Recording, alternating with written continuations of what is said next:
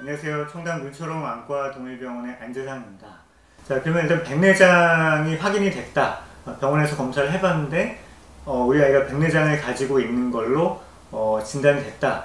그럼 앞으로 관리를 어떻게 해야 될 것이냐. 아까 수술 위주로 말씀드렸는데 단계별로 관리 방법이 다르긴 해요. 아까 말씀드린 대로 백내장을 4단계로 나뉜다고 말씀드렸잖아요. 그래서 1단계에서는 시력이 문제가 되지 않기 때문에 그냥 한동안 좀 지켜보셔도 돼요.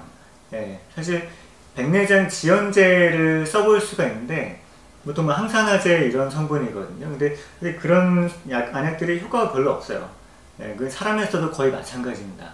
그래서 아직까지 논문이 몇 개 나오고 있긴 한데 사실 논문을 찾아봐도 굉장히 허술해요, 내용이. 그래서 논문으로 이게 효과가 입증됐다고 이렇게 홍보를 하더라도 이 논문 구성 자체에 문제가 있는 경우가 대부분입니다. 그래서 객관적으로 진짜 이게 백내장을 늦추는 효과가 있다, 이렇게 확실히 증명이 된 그런 안약은 사실상 거의 없다고 보시면 돼요. 예, 그렇습니다. 그래서 일단은 백내장 지연제나 아니면 먹는 영양제 같은 거를 1단계에서는 해보셔도 되고 안 해보셔도 되고, 근데 사실 저희 병원에서는 효과가 그렇게 입증되지는 않았기 때문에 그렇게 막 권해드리지는 않아요. 근데 보호자분들께서 종종 원하시는 분들에 한해서 백내장 지연제나 아니면 먹는 영양제 성분을 1단계일 때, 백내장 1단계일 때 한번 처방해 드리고 있긴 합니다.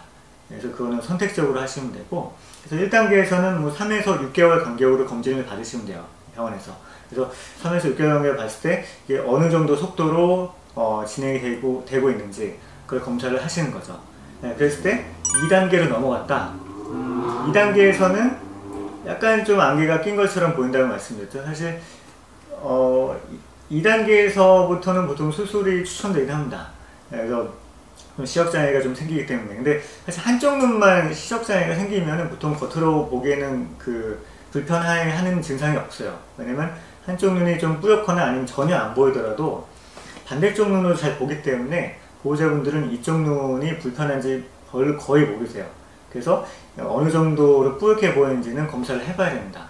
그래서 검사를 했는데 이 정도면 좀 많이 뿌옇게 보여서 아이가 좀 불편하게 할 거다, 그렇게 검사 결과가 나오면은 수술을 한번 고려해 보실 수가 있어요. 백내장 수술이죠. 그리고 3단계로 가면은 거의 잘 안 보여요. 거의 안 보이죠. 거의 하얗게 다 차버려가지고 수정체가. 그래서 3단계에서부터도 보통 수술이 필요한 경우가 많죠. 그래서 2단계, 3단계가 수술 적기라고 보시면 되고, 만약에 2단계나 3단계가 되는데 수술을 여러 가지 요인에 의해서 여러 가지 상황 때문에 수술을 안 하기로 하셨다.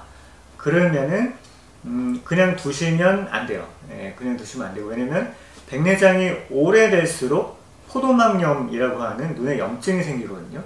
그래서 염증이 생기면은 눈이 아플 수가 있어요. 추후에 녹내장 이런 좀 심각한 질환으로 진행이 될 수가 있습니다. 그래서 그런 합병증이라도 억제를 해주셔야 돼요. 그래서 꾸준히 안약을 넣으시면서 관리를 하실 필요가 있습니다. 그래서 여기서 말씀드린 안약은 아까 말씀드린 백내장 지연제 이런 게 아니고 눈의 포도막염 치료제나 이런 거를 꾸준히 넣으실 필요가 있어요.